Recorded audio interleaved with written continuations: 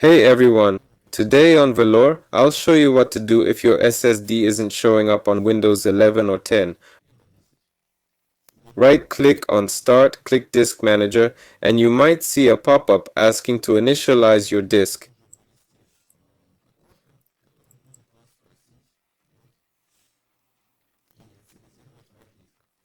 Make sure to select GPT here. Ensure there's no important data on your disk, as GPT format isn't recognized by older Windows versions.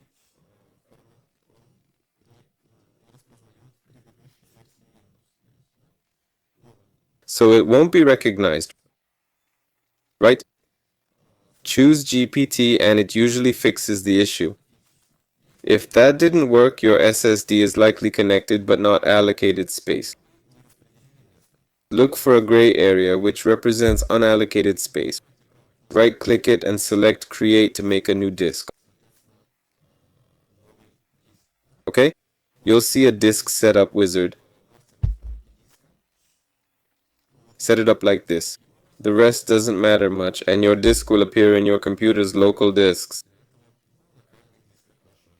That's all. This was Velour. See you later.